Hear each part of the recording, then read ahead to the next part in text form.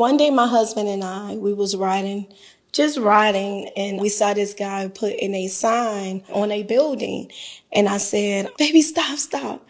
My husband say, Janella, no, we're not going to play with these people. We don't have nobody to get up. I say, please, please, please. So he turned around. We got out the car and walked in the building, and we asked him if we could see it. And he said, sure. So he gave us a walkthrough and everything.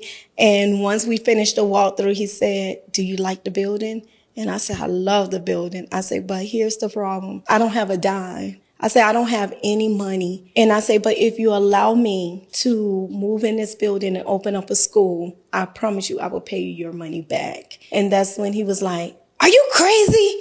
No, no. And I'm like, oh God, my husband got in the car like, oh my God, she just done embarrassed me. He asked me for my number.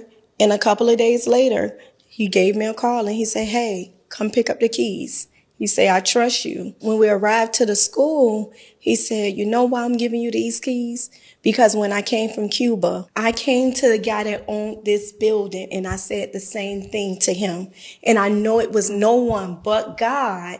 And he wanted to see how I handled this with you. And he said, please don't let me down, but I believe this is no one but God. From that day, that's when Shepherd of God came about. It was so funny because we was putting out flyers. We was doing so much to get kids into the school. He had cameras all around the building.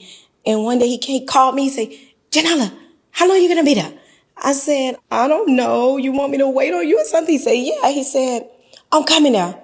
So he arrived and he said, how are you selling this building? You don't have no furniture in here. He said, I'm going to give you money. So I'm thinking it's going to be about $500, $600. He wrote me a check for $28,000. And with that, that was the start of, Shepherd of God Christian Academy. Just one dream, just one dream. And please, y'all don't give up on your dream because it's always someone that God is touching.